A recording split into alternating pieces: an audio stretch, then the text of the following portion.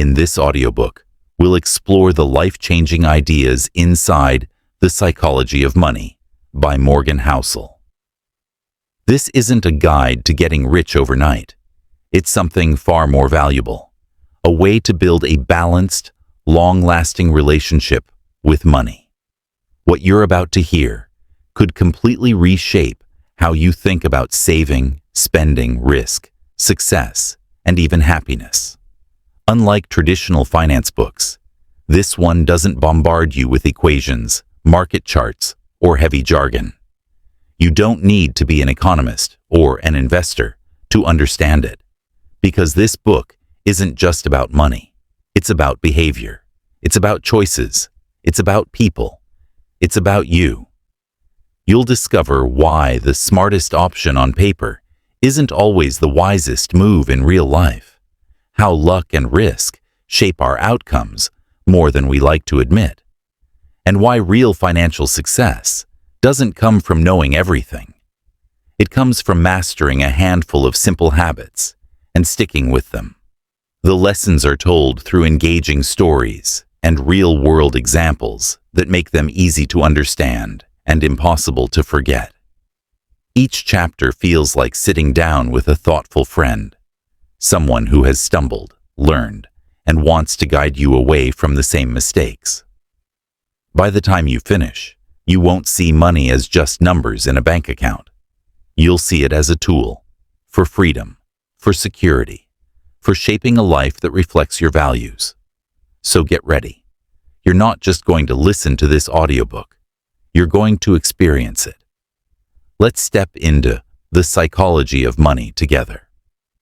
Chapter 1. No one's crazy. Have you ever watched the way someone spends money and thought, what on earth are they doing?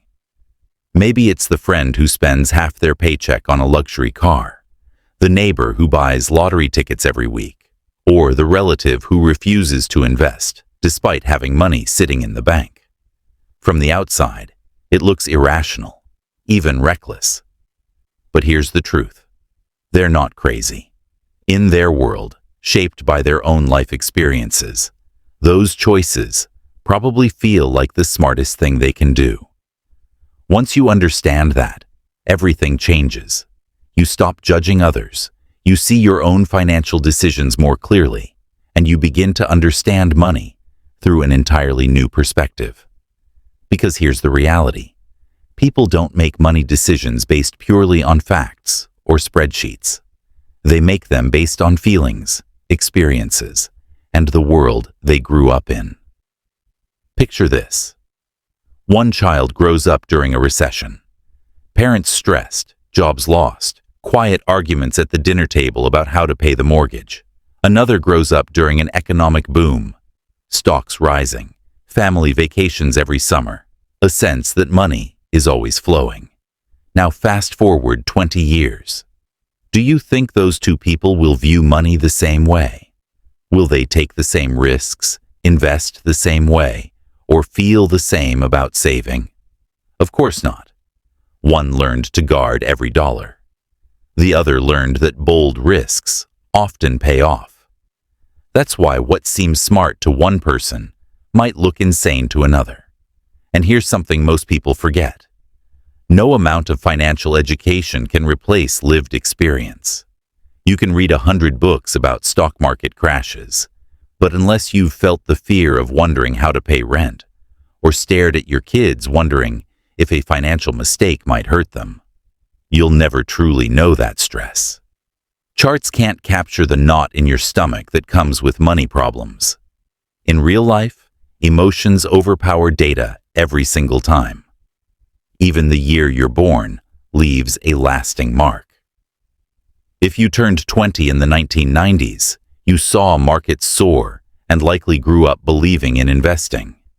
But if you came of age in the 1970s, when inflation was high and markets stagnated, you might see stocks as risky or even dangerous.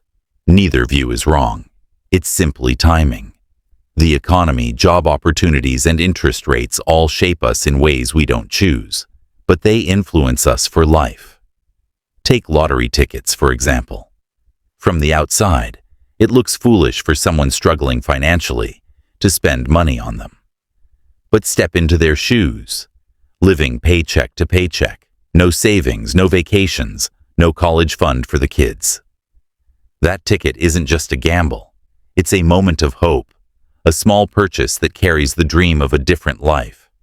You may not agree with it, but when you see it that way, it makes sense.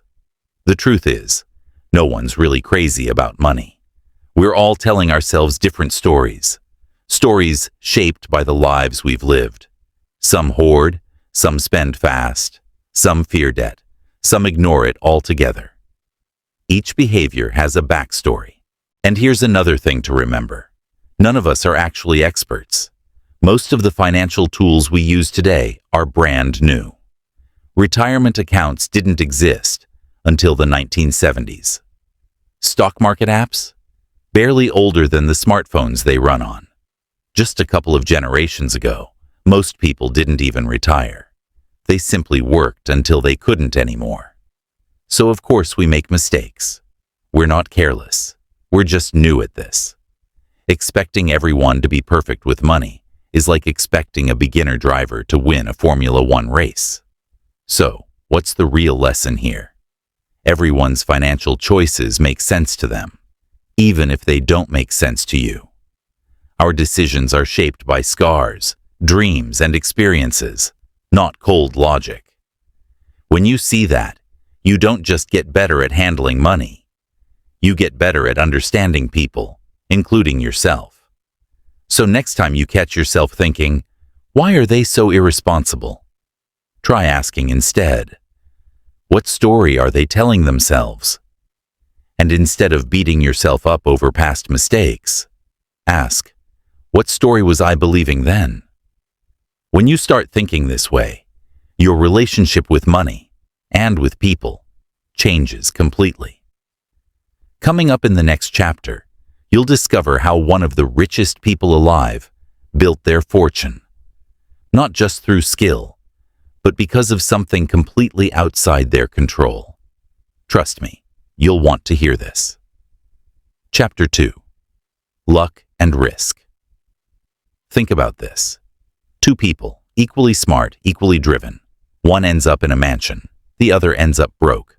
Why? What makes the same decision look brilliant in one case and disastrous in another? Here's the truth most of us don't like to admit.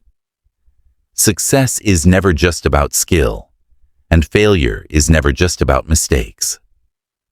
Behind the curtain, two invisible forces are always at work: luck and risk.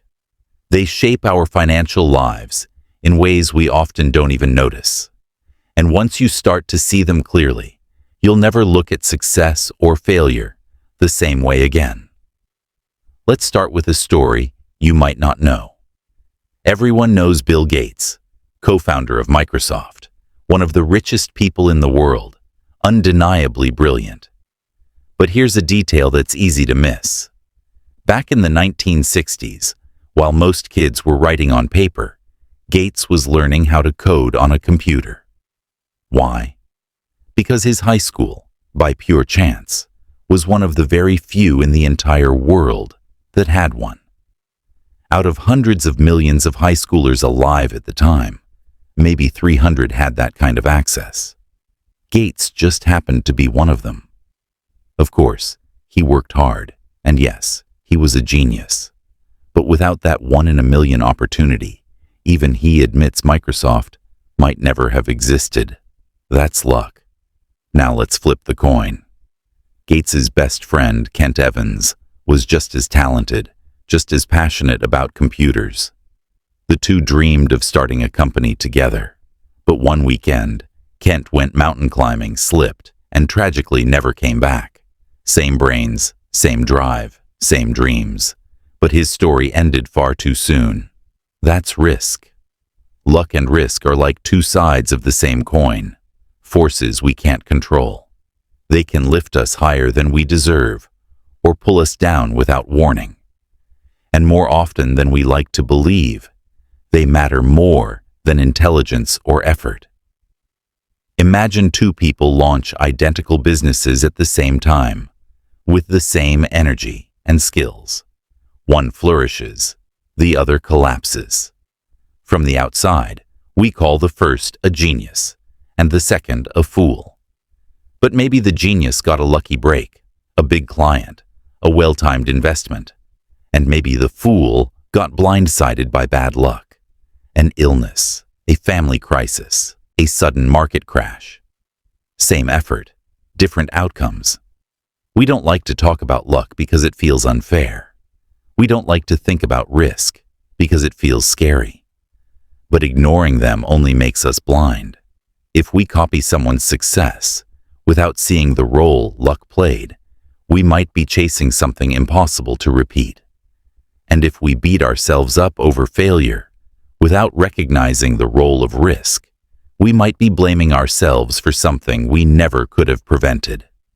Here's another powerful example. In the 2000s, Richard Fuscone, a former Merrill Lynch executive, lived the dream. Mansion, luxury cars, a lifestyle most people envy. But it was built on debt. When the 2008 crash came, he lost it all. At the same time, in a small town, Ronald Read, who worked as a gas station attendant and janitor, lived quietly, saved steadily, and died with more than $8 million to his name. Two men, two opposite outcomes. Not because one was smarter than the other, but because of luck and risk. Morgan Housel puts it perfectly. Success is a lousy teacher. It seduces smart people into thinking they can't lose. So when you succeed, don't let it fool you into arrogance. And when you fail, don't let it crush you. Sometimes it's not about brilliance or stupidity. It's simply luck or risk having their say. The takeaway from this chapter: be careful how you judge success. Be even more careful how you judge failure. What looks smart might just be luck. What looks foolish might just be bad luck. And speaking of luck, next, we'll meet two people who pushed theirs too far and paid the price. It's a lesson you won't forget. Stick around. Chapter 3. Never enough. Picture this. You're stretched out on the couch. The bills are paid, the fridge is stocked, and there's a little cushion sitting safely in your bank account. Life feels good. But then, the questions creep in. Is it enough? Enough to stop worrying? Enough to finally feel secure? Enough to be happy, not just today, but for good? That little voice doesn't go away when you make more money. It just moves the target. Enough begins to look like a mirage. The closer you get, the farther it drifts away. That's what this chapter is all about. The trap of always chasing more. And it's a trap that even the most successful people fall into. Why is it so hard to feel like we have enough? Simple. The moment we get more, money, status, success, we start looking around. And suddenly, we're comparing ourselves to people who have even more. That comparison never ends. Take Rajat Gupta's story. Born in poverty in India, he rose to become CEO of McKinsey, one of the most prestigious consulting firms in the world. By his 50s, he had it all: wealth, respect, influence. His net worth was over $100 million. Yet sitting across the table from billionaires, he felt small. He didn't just want to be rich, he wanted to be a billionaire. So, he crossed a line. He passed inside information to a hedge fund friend who made millions from it. The secret got out, Gupta was arrested, and everything he had built, his career, his reputation, his legacy, vanished. Not because he didn't have enough, but because he couldn't accept that he already did. And Gupta wasn't alone. Think of Bernie Madoff. Before the scandal that made him infamous, he was already wealthy and respected. He ran a legitimate business and made millions. But that wasn't enough. He created a massive Ponzi scheme, built on lies, that eventually collapsed. He died in prison, not because he needed more, but because he wanted more. Here's the lesson. As Morgan Housel writes, to risk what you have and need for what you don't have and don't need is foolish. Yet people do it every day. A person with a good job risks everything to chase a bigger payoff. Someone with a beautiful home feels poor because their neighbor's house is bigger. Millionaires feel small next to billionaires. And billionaires? They're still looking up at someone else. The ladder never ends. This is the trap of social comparison. It tricks us into feeling like we're missing something, even when we're not. Imagine you're at a buffet. You fill your plate. You're satisfied. You're full. Then you see someone else grab lobster tails and imported cheese. Suddenly, your plate feels inadequate. So you go back for more, even though you don't need it. Now you're stuffed, uncomfortable, maybe even sick. Why? Because you let someone else's plate decide what enough looks like. The truth is, knowing when you have enough is one of the most valuable money skills you'll ever learn. It protects what you've already built. It keeps you grounded. And it shifts your focus back to what actually matters. So the next time you find yourself reaching for more money, more stuff, more validation, pause and ask, do I already have enough to live the life I want? If the answer is yes, maybe the best move isn't to chase harder, but to slow down, to look around, to realize the view from where you already stand might be more beautiful than you thought. Sometimes the richest people aren't the ones with the most. They're the ones who know when to stop. Coming up in the next chapter, we'll explore a secret superpower for building wealth. One that has nothing to do with luck or income. It's simple, overlooked, and life-changing. Stick around. You won't want to miss this one. Chapter 4. The Confounding Power of Compounding. What's the real engine behind building wealth? A massive paycheck? A brilliant investment strategy? A one-in-a-million business idea? Nope. None of those. The real secret is something you already have access to. It isn't flashy. It isn't exciting. In fact, it's kind of boring. But it works like magic. Morgan Housel calls it confounding compounding. And once you understand it, you'll see why so many legendary success stories can be traced back to this quiet force. Let's start with a name everyone knows. Warren Buffett. He's one of the richest men alive, a master of investing, and a financial icon. But here's the part that almost no one talks about. Yes, Buffett is smart. Yes, he's disciplined. But his real secret? Time. He started investing when he was just 10 years old. While most kids were still figuring out multiplication tables, Buffett was already buying stocks. And here's the staggering fact.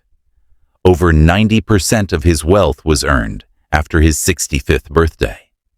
Not because he suddenly discovered some secret late in life, but because his investments had decades to grow. Compounding had enough time to show its full force. That's how compounding works. It's not just about how much money you make.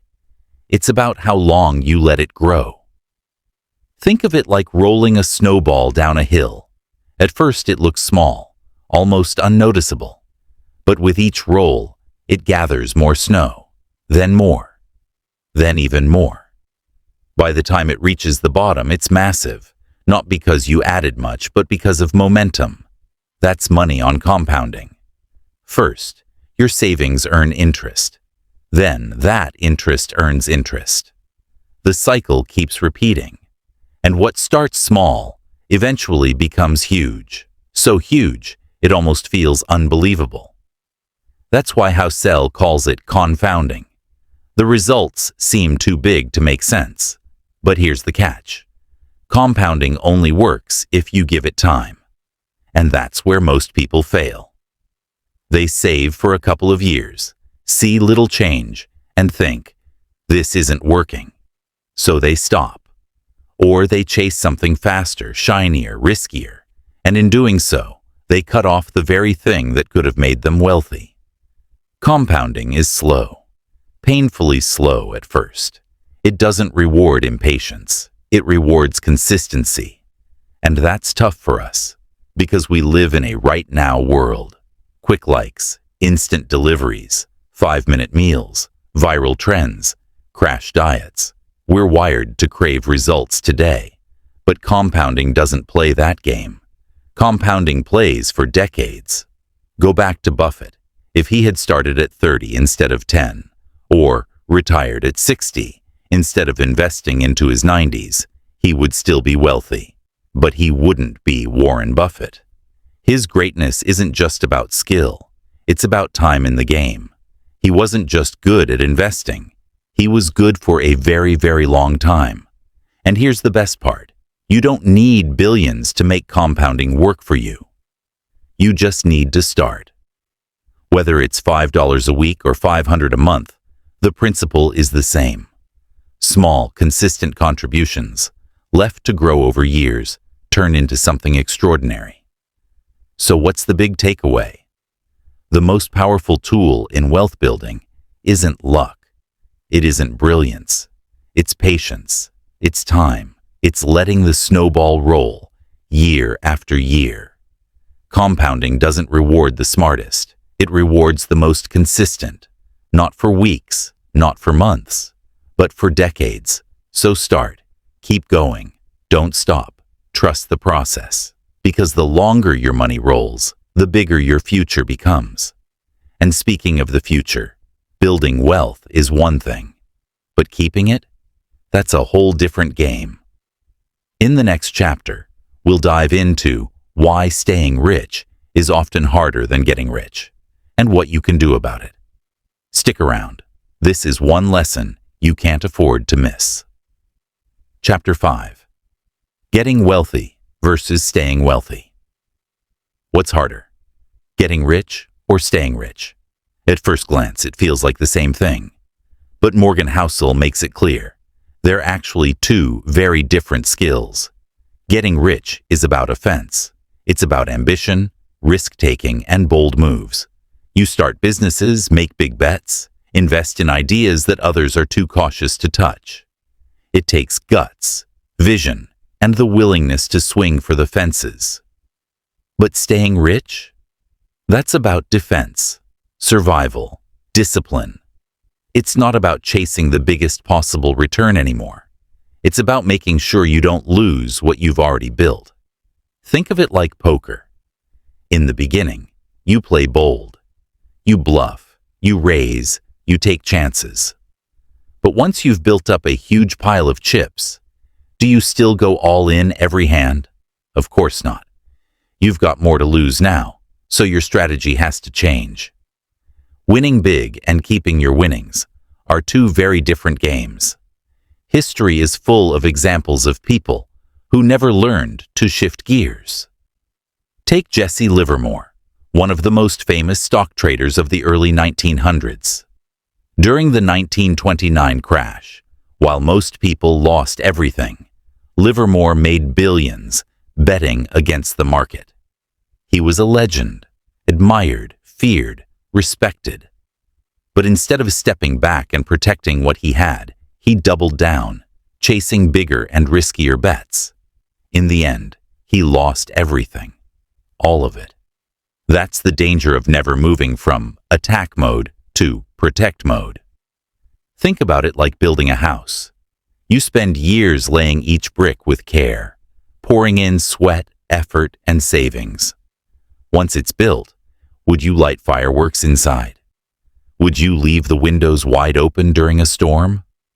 Of course not. Yet many people do exactly that with their money. They gamble away what took them years to build, all because they don't know when enough is enough. So what does it take to stay wealthy? According to Housel, it comes down to 3 key traits.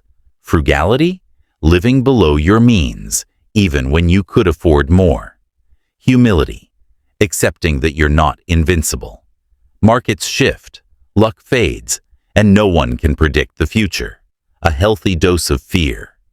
Not the kind that paralyzes you, but just enough to keep you cautious, to stop you from taking reckless risks. Protecting wealth isn't glamorous. It's not exciting, but it's necessary. Because the truth is, you can spend decades building a fortune and lose it in a single bad decision. You can work a lifetime to create security and watch it disappear in minutes. That's why staying rich matters just as much, if not more, than getting rich in the first place. So, here's the lesson. Getting rich and staying rich are two different games, and you have to learn both. Getting rich requires bravery.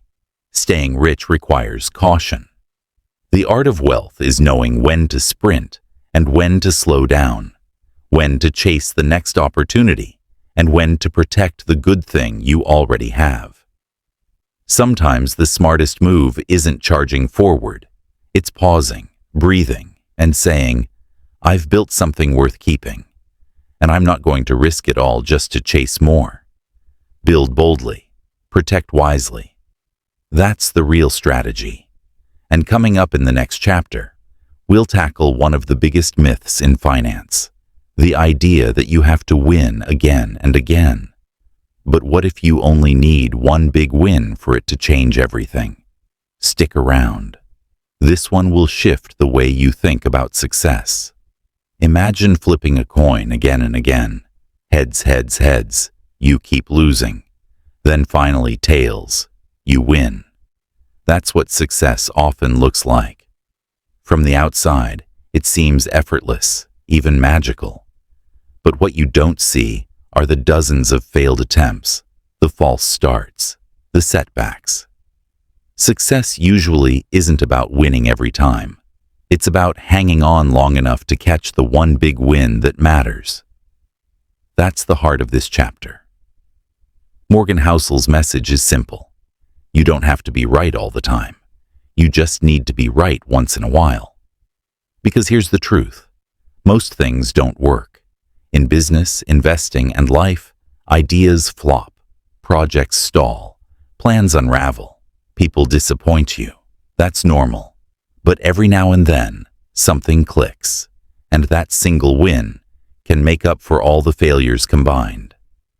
Housel calls these rare breakthroughs tail events, the unusual, unexpected moments that have an outsized impact. Take Apple, for example. Over the years, they've released hundreds of products. Some were decent, some completely forgettable. But then came the iPhone, and everything changed. That one product transformed Apple from a respected tech company into one of the most valuable businesses in the world. Not because everything they tried worked, but because one thing did. And tail events aren't just for billion-dollar companies. They show up in our lives too. Maybe it was one conversation that led to a lifelong friendship, one job offer that launched your career, one move to a new city that changed your entire path. 95% of what you tried may not have worked, but that 5%, it shaped everything. Here's the problem. Most people quit too early.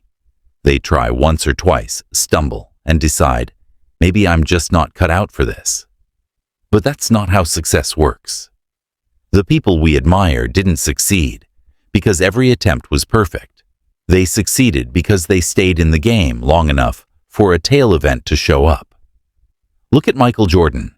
He missed over 9,000 shots in his career, lost nearly 300 games, and failed 26 times to make the game-winning shot. And yet, he's remembered as the greatest basketball player of all time. Why? Because he kept playing. His greatness wasn't about avoiding failure. It was about giving himself enough chances for success to break through. That's the power of tail events. Success isn't a straight line. It's a series of losses and lessons leading up to the one win that changes everything. So, here's the takeaway. You don't need to win all the time.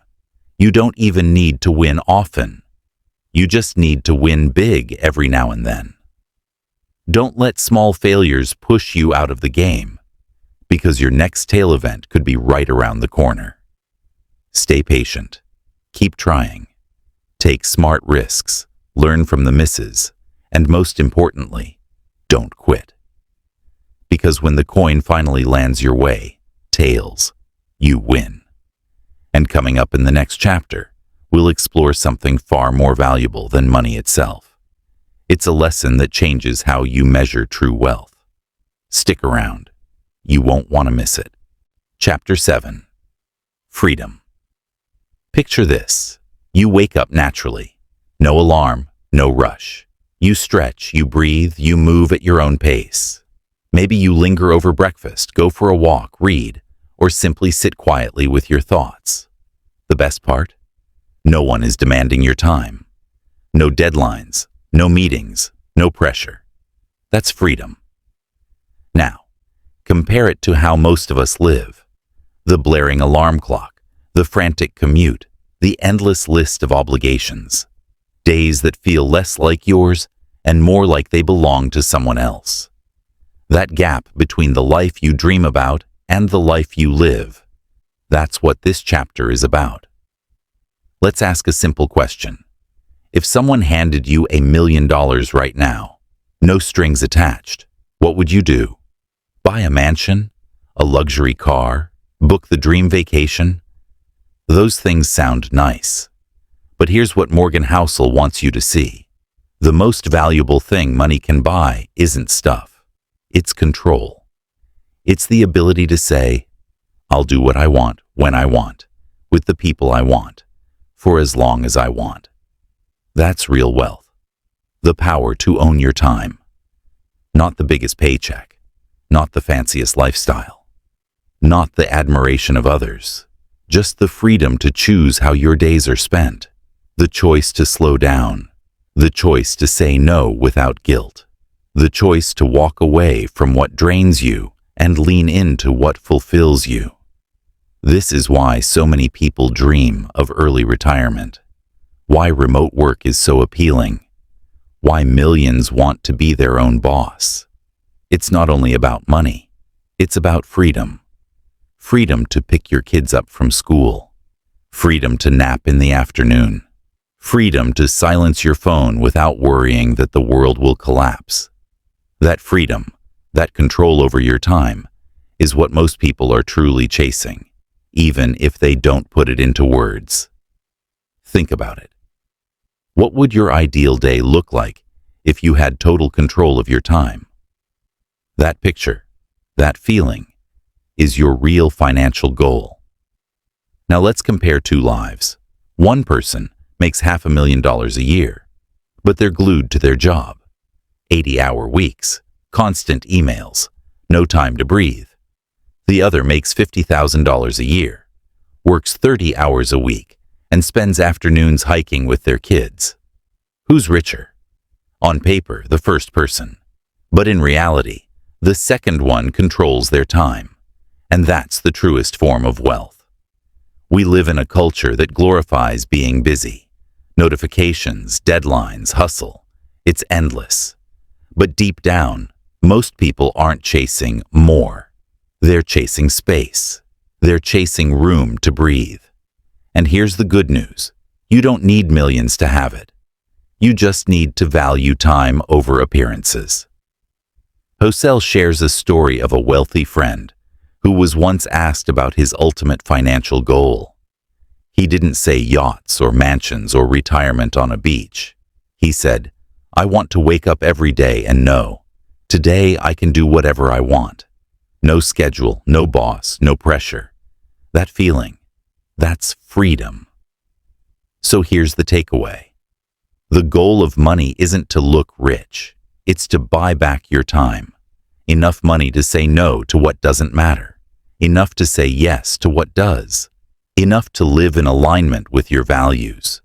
Freedom doesn't just show up in your bank account. You'll feel it in your mornings, in your calendar, in your peace of mind. That's the kind of wealth that lasts. And in the next chapter, we'll explore why trying to impress others with money almost always backfires, and how chasing status can leave you emptier than before. Stick around. You'll want to hear this one. Chapter 8. The Man in the Car. Paradox. Ever spotted someone cruising by in a brand new luxury car and thought, wow, they must be doing really well? Be honest. You probably have. We all have. But here's the twist. The admiration you think you're giving that person isn't really about them. It's about you. Here's what Morgan Housel calls the man in the car paradox. The driver believes everyone is admiring them, but in reality, people are just admiring the car. They're not thinking, that driver must be incredible. They're thinking, I'd love to drive that car. That's the disconnect. We buy things, cars, clothes, houses, thinking they'll bring us respect. But what people really admire isn't us. It's the thing. Picture this. You're walking down the street and a bright red Ferrari roars past. It turns heads instantly. But ask yourself, what's the thought in your mind? That person is amazing. Or, I wish I could feel what it's like behind that wheel. See the difference?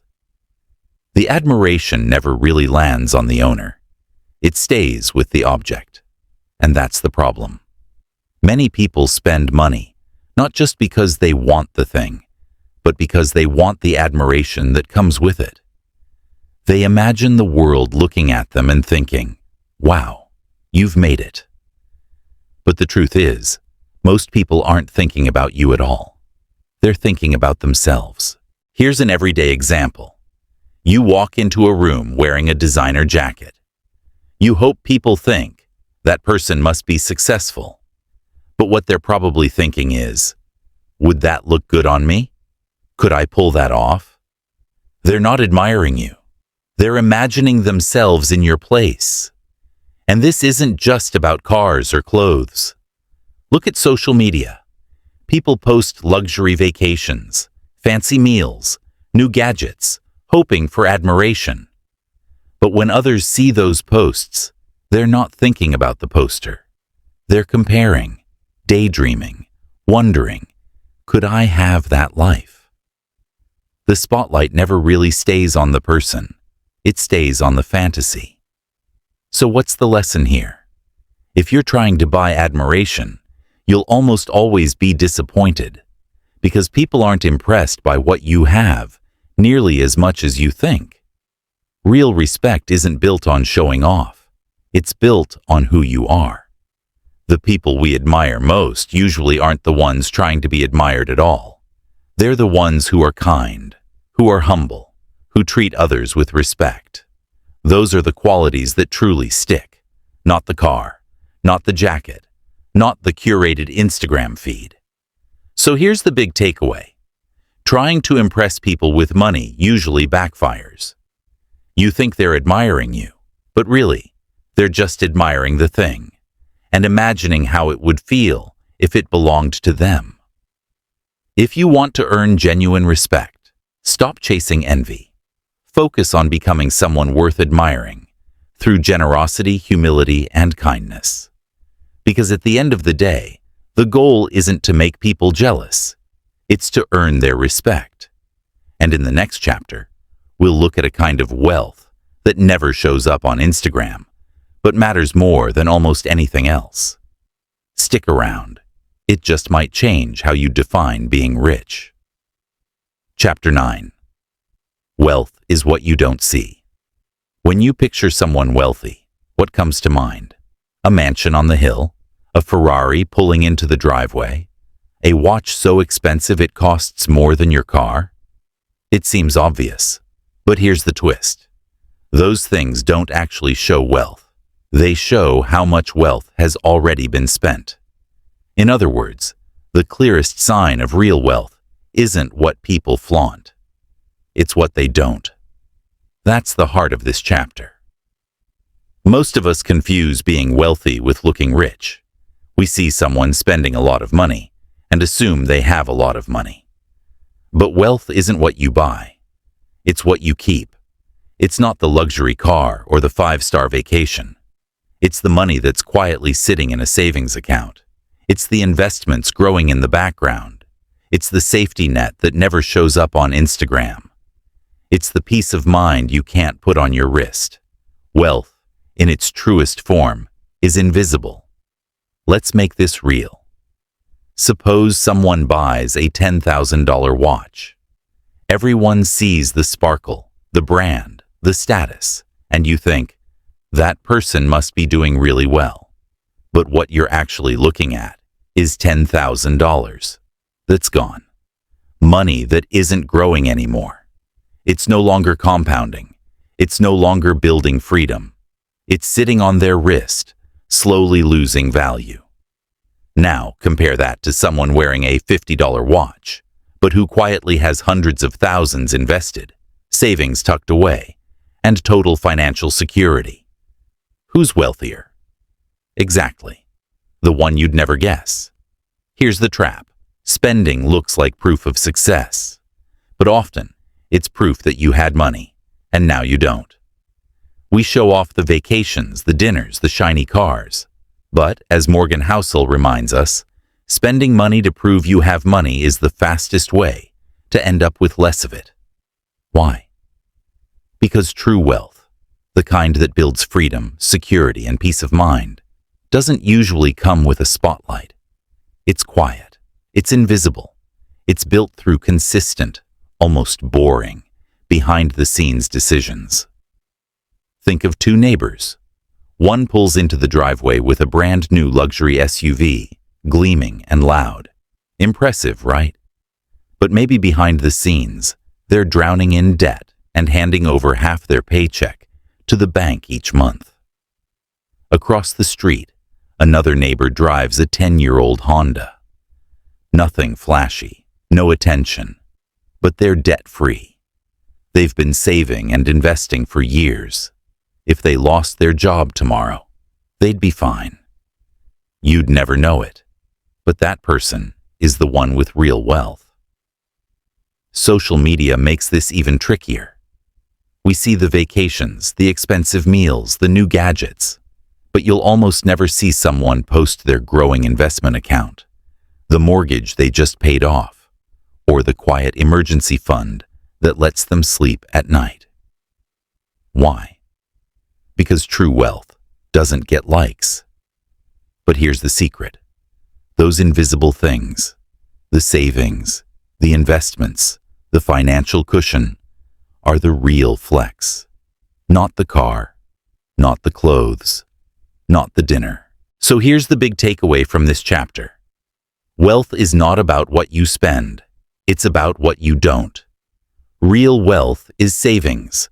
It's investments. It's security. It's the freedom to walk away from anything that doesn't serve you.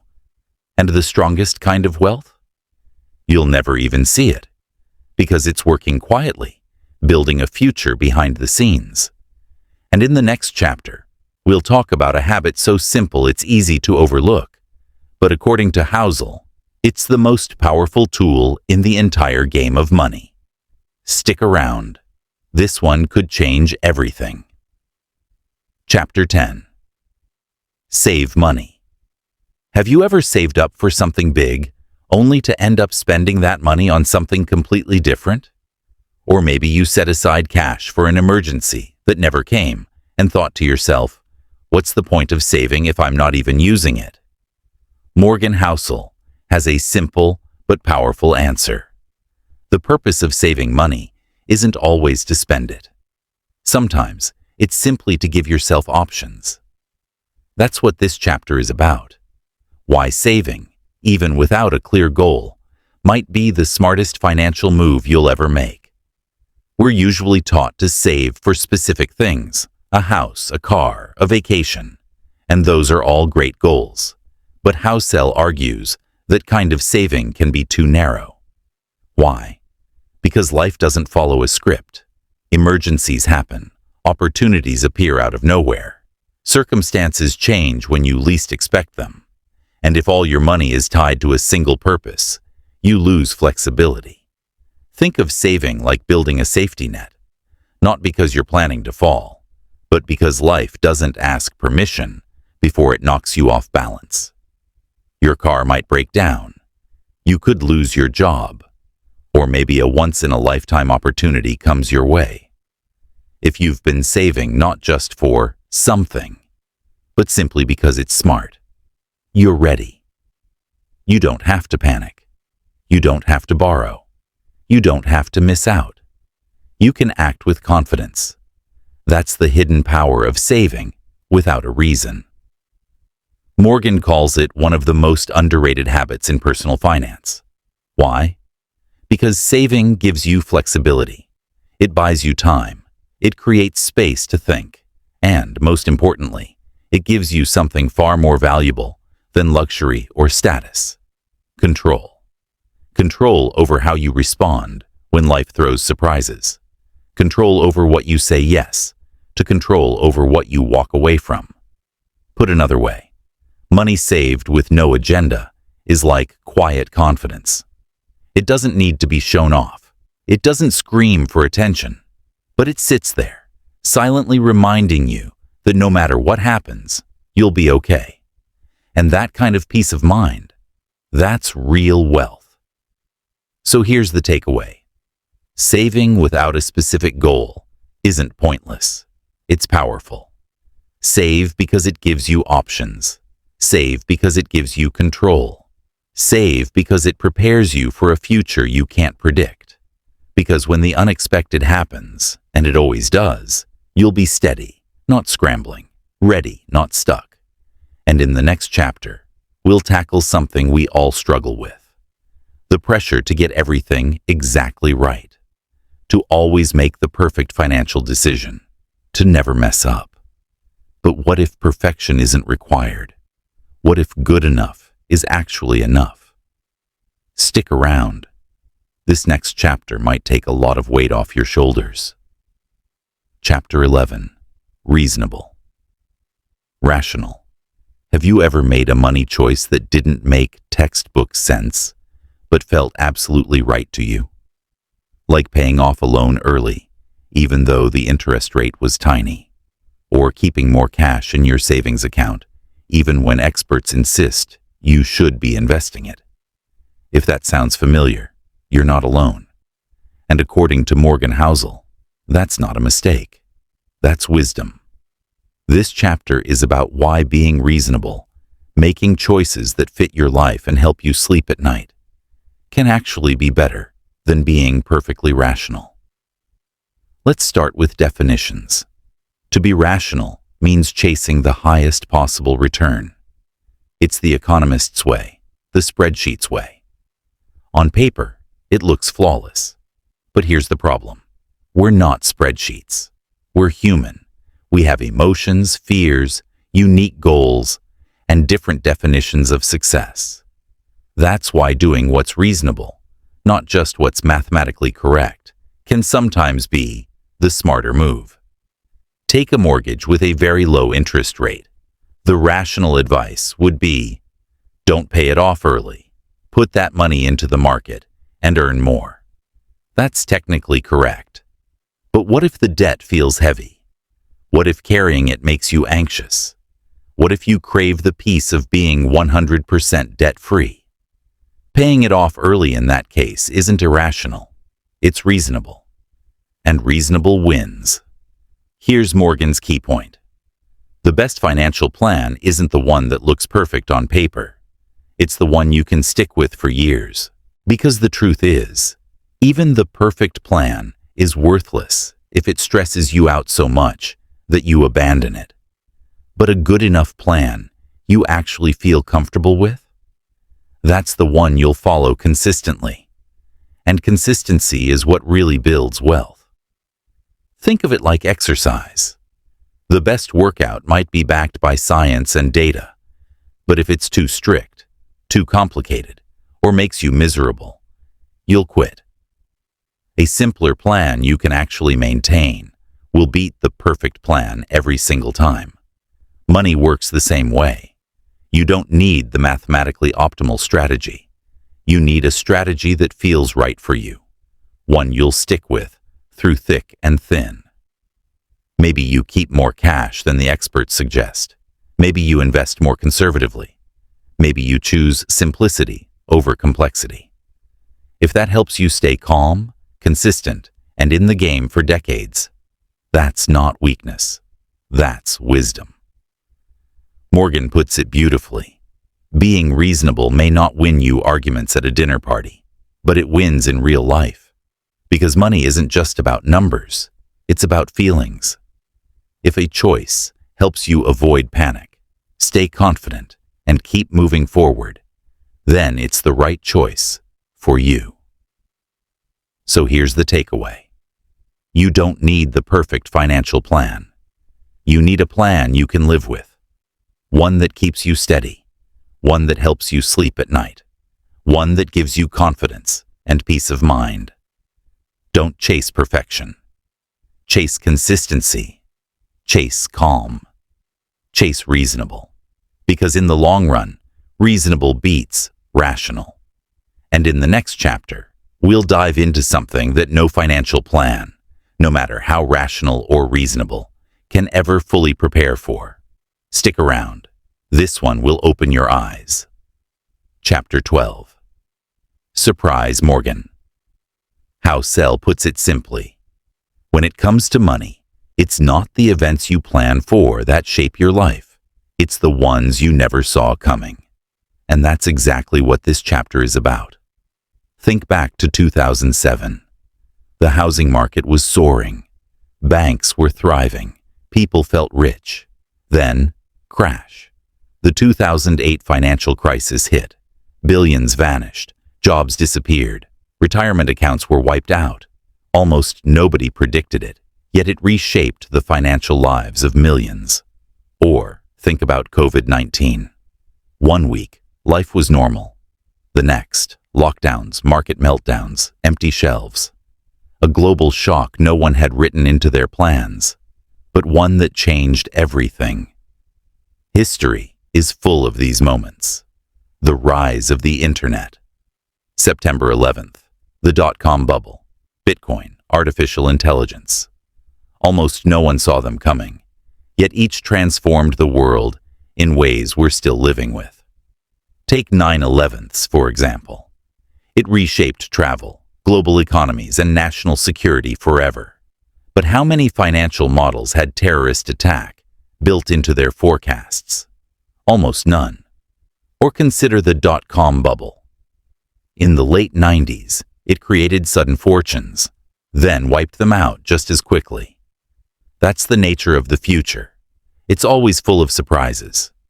And because the future is unpredictable, Morgan argues we need to rethink how we view the past as well. Why? Because history isn't shaped by normal events. It's shaped by outliers, by rare, powerful, unpredictable tail events. Most of the time, life looks stable, but every so often, something big happens, and it changes everything. The danger is when we build financial plans that only work if things go normally.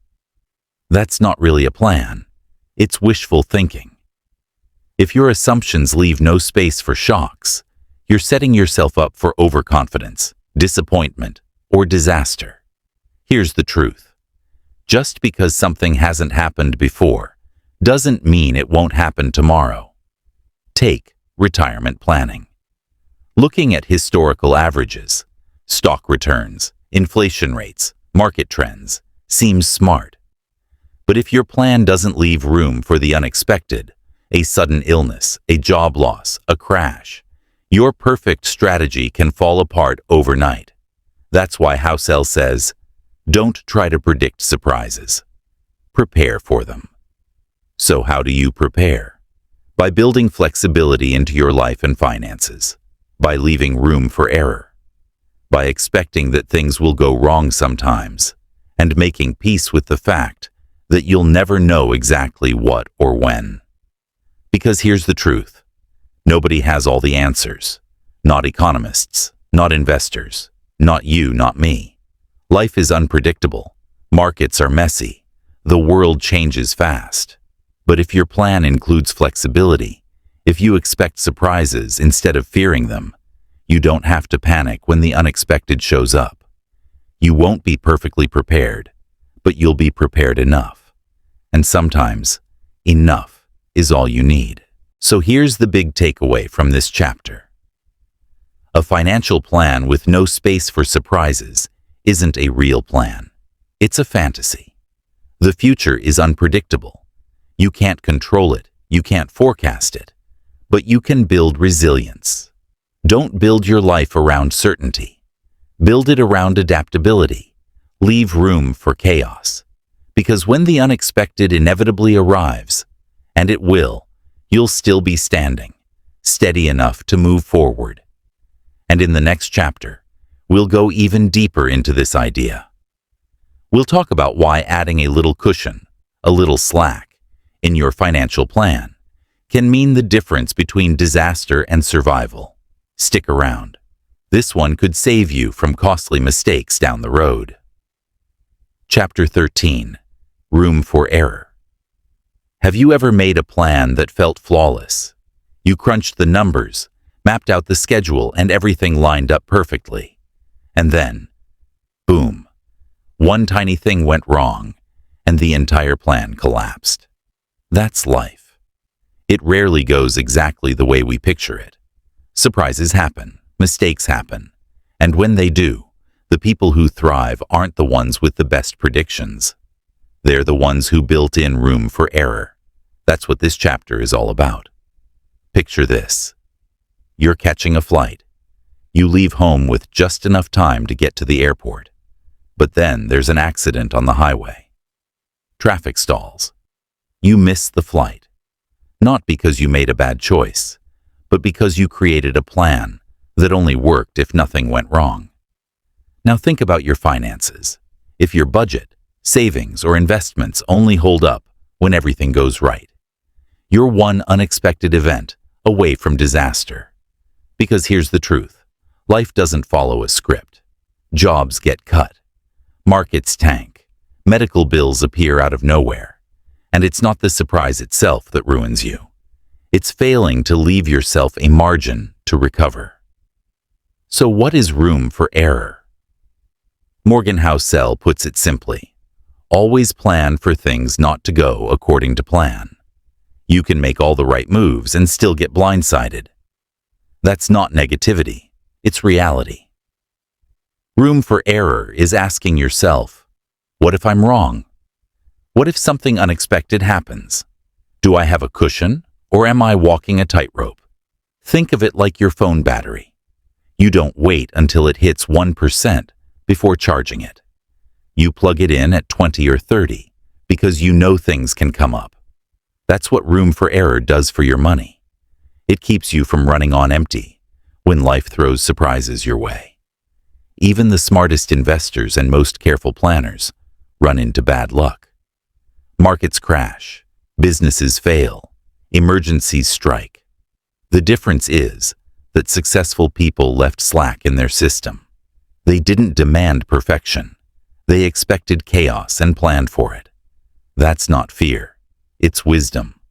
Room for error can take many forms.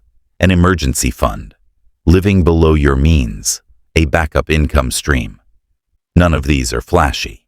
None will impress anyone on social media. But they're powerful, because when things go wrong, and they will, you won't panic. You'll adjust. You'll keep moving forward. So here's the big takeaway from this chapter. Success doesn't come from being right all the time. It comes from being ready when you're wrong. Leave margin in your plans. Save more than you think you'll need. Expect bumps in the road. Build cushions into your finances, your schedule, and even your mindset. Not because you're pessimistic, but because you're smart. Room for error isn't a backup plan. It's the foundation of every strong financial strategy. And in the next chapter, we'll go one step further. We'll explore how to make decisions today with a clear-eyed understanding of your future self, and why that perspective changes everything. Don't miss it. Chapter 14. You'll change. Have you ever scrolled back through your old social media posts and thought, wow, I can't believe I used to think that way? Or maybe you saved for months to buy something you thought you couldn't live without, only to realize later it didn't matter to you at all. Or think back 5 years. What music were you obsessed with? What were your goals? What did you believe about success? Now ask yourself, how many of those things are still true today? Chances are, not many. And yet, we make huge life decisions about careers, savings, retirement, even where we'll live, based on the assumption that who we are today is who we'll still be decades from now. That's the mistake this chapter is about. Morgan Housel calls it the end of history illusion. It means we clearly see how much we've changed in the past, but we trick ourselves into believing we won't change much in the future. And that illusion can cause big problems, because it leads us to build rigid long-term plans for a future version of ourselves we don't even know yet. Let's put it into perspective. Imagine you're 25, planning for the life you'll want at 55. Maybe you picture a beach house, a luxury car, endless vacations. But here's the truth. The 55-year-old version of you might crave something totally different. Not the beach house, but time with grandkids. Not luxury, but peace. Not more stuff, but more meaning. If your plan is built only for the person you are today, future you might feel trapped in a life that no longer fits. Now, Housel isn't saying don't plan. He's saying build flexibility into your plans. Leave room for growth, for shifting values, for the reality that who you'll be in 10 or 20 years is, in many ways, a stranger you haven't met yet. Think of it this way.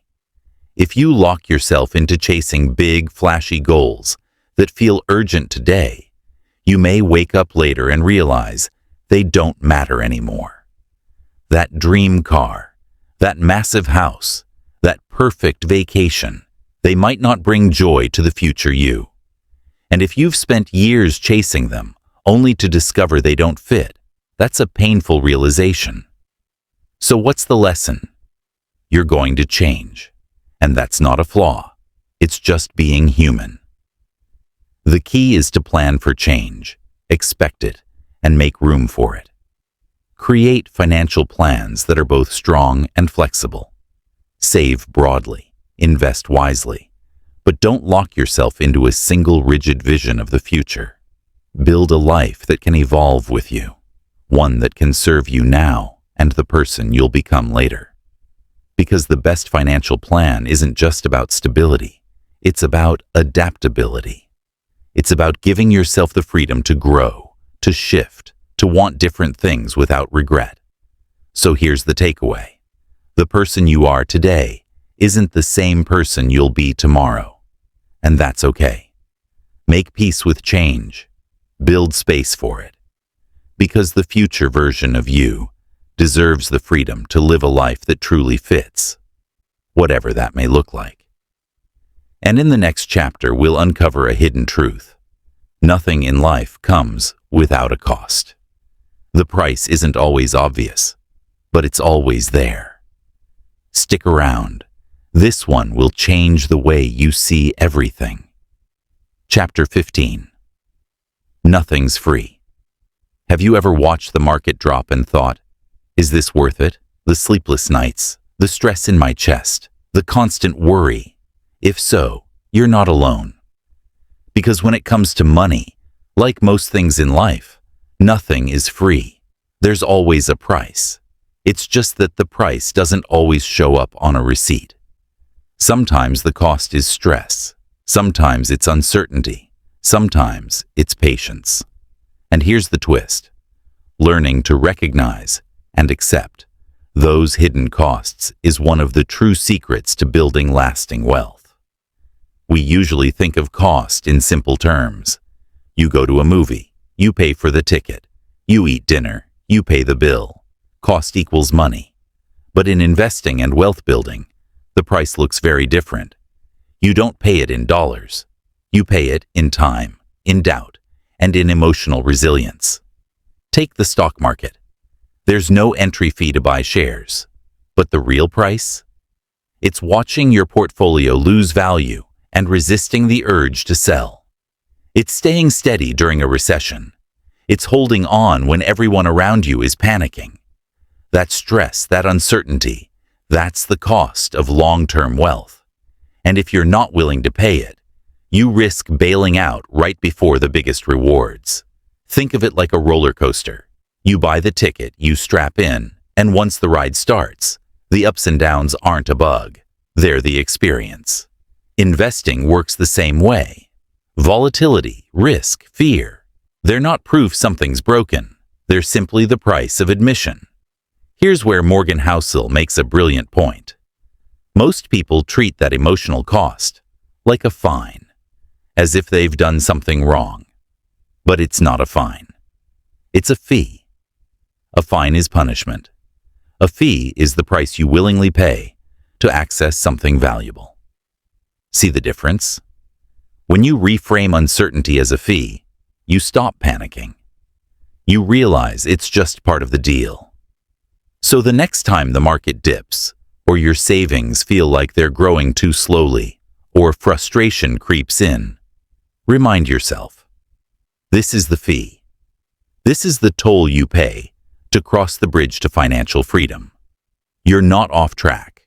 You're just paying the price success requires. So here's the big takeaway from this chapter. Nothing is free, especially not wealth. Whether it's investing, building a career, or pursuing a dream, there's always a cost. But the cost isn't always measured in dollars. Sometimes it's measured in patience, sometimes in fear, sometimes in the discipline to keep going when everything in you wants to stop. The question isn't, is there a price? The question is, are you willing to pay it? Because if you are, the long-term rewards are more than worth it. And in the next chapter, we'll look at another danger on the road to wealth. One that doesn't come from the markets but from within ourselves. The urge to keep up with others. Stick around. This one is going to be eye-opening. Chapter 16. You and Me.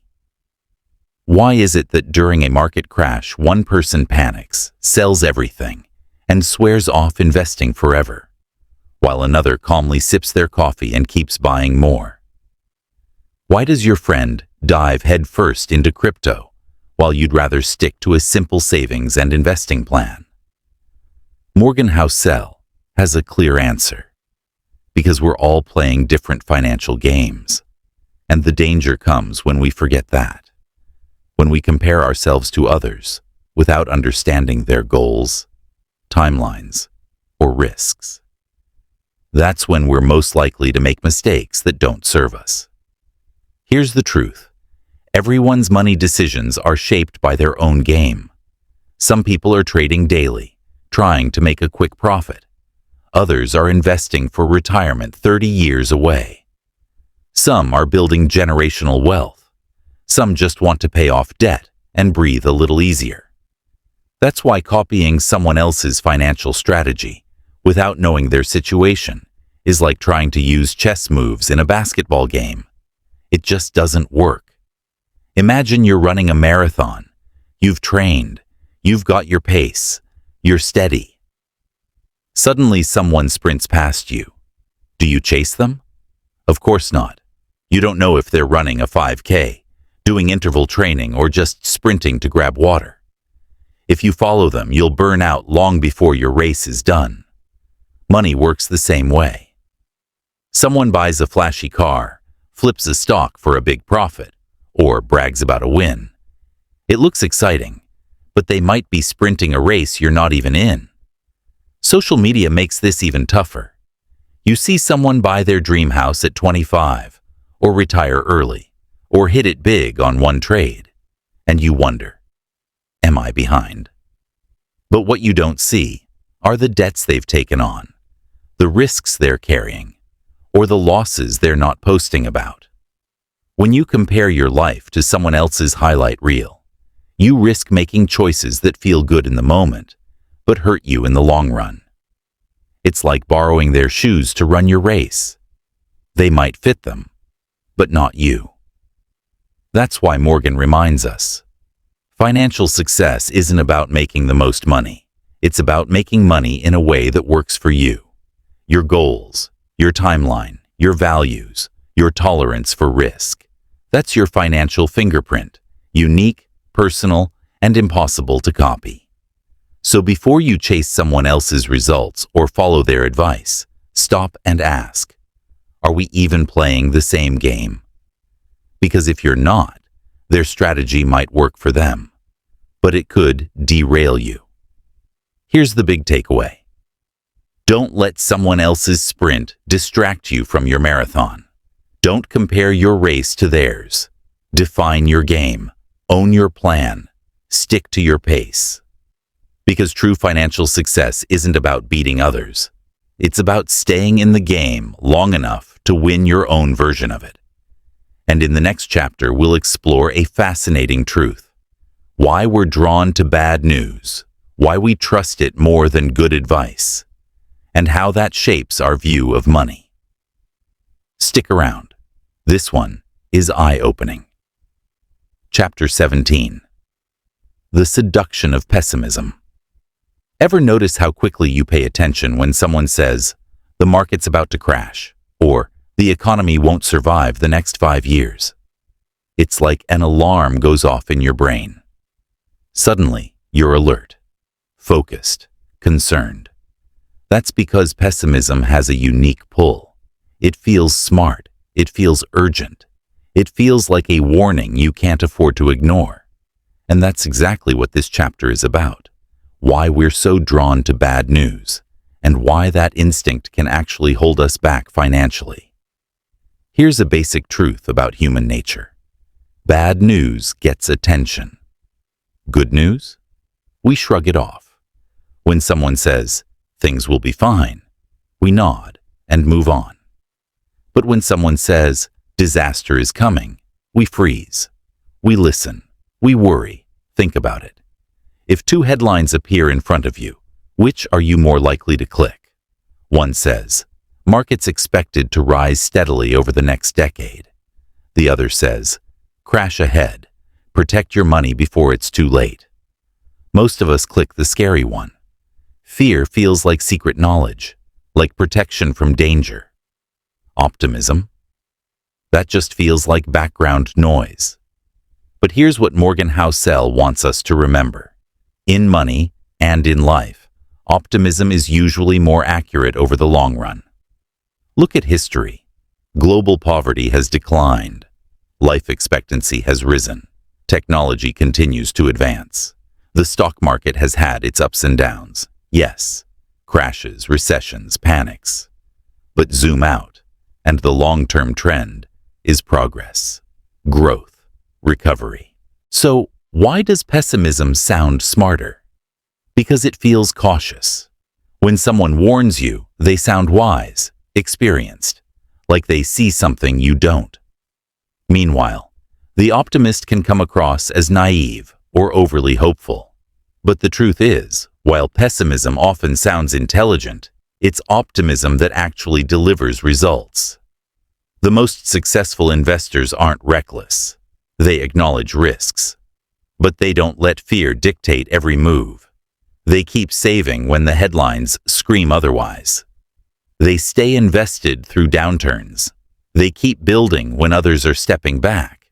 That doesn't mean ignoring danger. It means recognizing that fear-driven decisions often cost more than any downturn ever will. Sell at the bottom, sit out of the market, avoid opportunities, and over time, those choices do more damage than the crash itself. So how do you resist the seduction of pessimism? You zoom out. You look at the bigger picture. Yes, crises happen, but businesses recover. Markets rebound, innovation continues.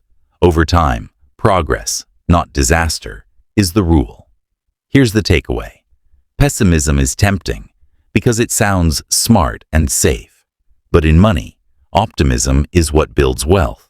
So prepare for setbacks, respect risk. But don't let fear drive your every move. Because if history has taught us anything, it's this. Things tend to get better over time, even if it's messy along the way. And in the next chapter, we'll dig into another trap. How the stories we tell ourselves or borrow from others can quietly lead to some of our worst financial decisions. Stick around. This one's powerful. Chapter 18. When you'll believe anything. Have you ever heard a money story that just felt true? Not because you ran the numbers, but because it made sense in your gut. Maybe it was someone who doubled their money overnight in the stock market. Or a rags to riches tale so magical you couldn't help but think, maybe I can do that too. But stop for a moment. Did you believe it because it was logical? Or because it was emotional? That's the point of this chapter. When it comes to money, facts don't always guide us. Stories do. Stories we hear, stories we see, and most of all, stories we've lived. Let's rewind to the 2008 financial crisis. Two people go through the same event. One loses everything and walks away believing, investing is too risky, never again. The other holds on, waits it out, and years later sees their investments rebound stronger than ever. Their story. The market always recovers. Stay invested. Same event, completely different takeaways. Why? Because we don't just remember what happened, we remember how it felt. That's human nature. We don't just want raw facts. We want narratives. Stories are easier to understand, easier to share, and much easier to believe. But here's the problem. Stories simplify a messy reality. Take crypto, for example. Your friend tells you how they bought low, sold high, and now they're driving a Tesla. It's exciting, it's inspiring, and you start to think, maybe I should do that too. But what you didn't hear, the panic when prices crashed, the debt they used to invest, the nights they nearly sold everything, or maybe just plain luck. The story sounds smooth, but the reality was far messier. And this is exactly how bubbles form. People don't act on spreadsheets, they act on stories. Stories that feel true, even when the facts say otherwise. And when those stories collapse, people are shocked, when in reality, the warning signs were there all along. That's why Morgan Housel reminds us, just because a story feels true doesn't mean it is. So what can we do? Slow down. Ask yourself, do I believe this because it's true, or because it feels good? Remember, a good story isn't always a good plan. Our brains are wired for stories, but that makes us vulnerable to believing things that don't actually serve us. Before you make a financial move, pause and ask, is this decision based on facts or just on emotions? Is this someone else's story or part of my own? Because chasing someone else's story could pull you far away from your own goals. Here's the big takeaway. Be careful which financial stories you let guide you. They can be inspiring, they can be motivating, but they're not facts, they're not guarantees, and they're not substitutes for a solid plan.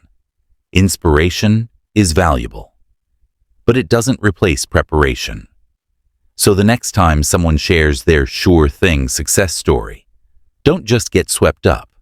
Ask questions, check the facts, and above all, make sure the story you follow is one that actually leads to your ending, not someone else's. And in the next chapter, we'll zoom out and recap all the key lessons from this entire book, a chance to tie everything together into one big picture. Don't miss it. Chapter 19. All Together. If you've made it this far, congratulations. It means you're not just curious about money, you're serious about understanding it. Not just the numbers, but the human side, the habits, the emotions, the messy reality that math alone can't explain. In this chapter, Morgan pulls everything together and shares the biggest lessons from the book. But before we dive into those, he tells a story. And while it may sound strange at first, it carries a powerful message. It's 1931. A man named Clarence Hughes walks into a dentist's office. He's in pain. His mouth hurts. The dentist puts him under anesthesia. But when Clarence wakes up, 16 teeth are gone, along with his tonsils. A week later, Clarence dies from complications. His wife sues the dentist, not because the surgery failed, but because Clarence never agreed to it. Back then, doctors didn't need patient permission.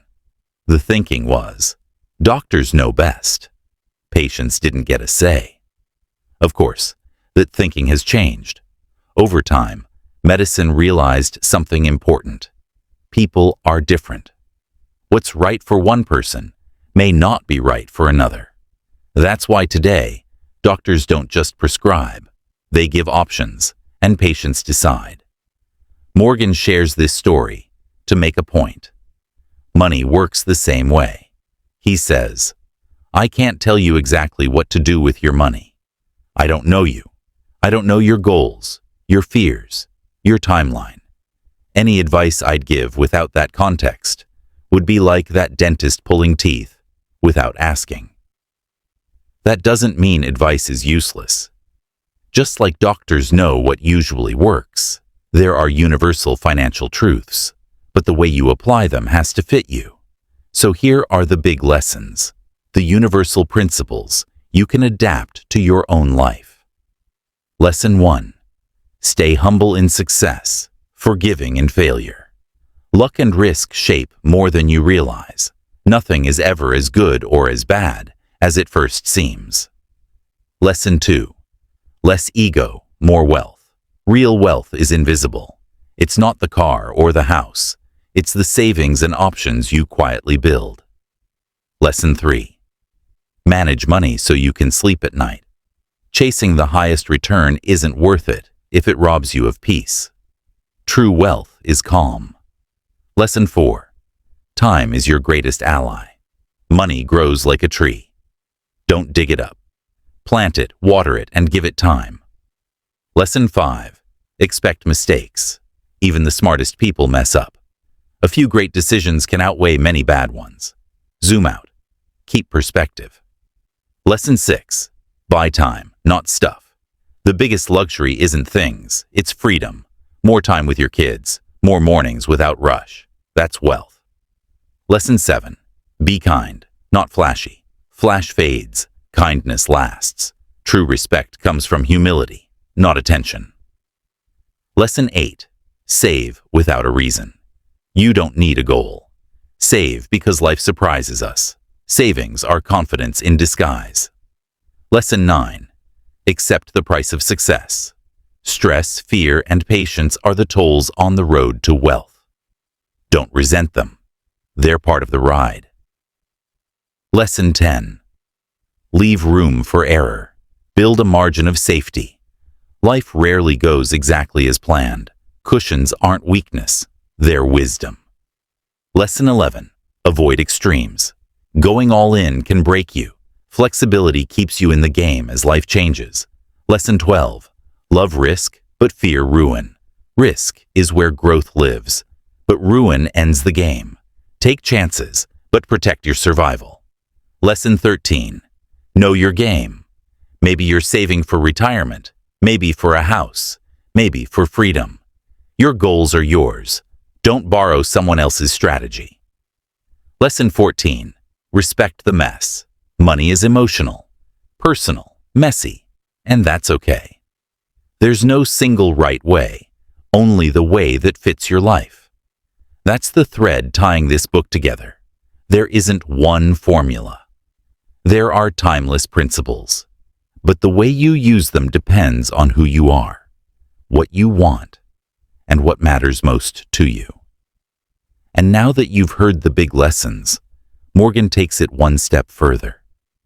In the next chapter, he opens up about his own choices, how he personally manages money, the trade-offs he accepts, and the way he applies these ideas in his real life. If you've ever wondered how a finance expert actually handles his own wealth, stick around. The next chapter is honest, practical, and surprisingly simple. You won't want to miss it. Chapter 20. Confessions. This final chapter is different. It's not just about money lessons or theories. It's about Morgan Housel himself, what he actually does with his own money, and more importantly, why he makes the choices he makes. Let's start with a simple but powerful question, once asked by billionaire investor Sandy Gottsman. What do you own, and why? It's a sharp question because it cuts through theory and gets straight to reality. You can say one thing about money, but your actions often tell a very different story. For instance, half of mutual fund managers don't even invest in their own funds. That's like a chef refusing to eat their own cooking, or doctors who recommend one treatment to patients but choose something entirely different for themselves. What does this show us? That when it's your life, your future, your money on the line, you make decisions differently. And that's Morgan's point. Personal finance is exactly that. Personal. We don't make money decisions with spreadsheets alone. We make them around the dinner table, thinking about our partners, our kids, our futures, and what helps us sleep at night. Which means there's no one-size-fits-all formula. So how does Morgan handle his own money? His number one goal: independence. For him, true wealth isn't the biggest house or the flashiest car. It's freedom. Freedom to do what he wants, when he wants, with the people he wants. This belief came from watching his father. Morgan's dad became a doctor at 40, with 3 kids. He went from struggling financially to doing okay. But even when things improved, he kept living below his means, saving diligently. Then one day, after years of stressful ER work, he simply quit, walked away, free. That moment left a deep impression on Morgan. He realized independence, not status, was the real prize. And the good news? You don't need to be rich to get there. You just need to keep your lifestyle in check and save more than you spend. That's exactly what Morgan and his wife do. When their incomes grew, they didn't inflate their lifestyle. They stuck with the basics: a modest home, simple routines, and hobbies they enjoyed, like reading and walking, that didn't cost much. They figured out what enough looked like for them early, and they stopped moving the goalpost. That choice allowed them to save aggressively, and more importantly, to feel less pressure. Now here's something that may surprise you. Morgan once made what many experts called a bad financial decision. He and his wife paid off their mortgage completely, even though interest rates were low and investing that money would have earned them more. But for them, it wasn't about returns. It was about peace of mind. No monthly payments, no debt, total freedom.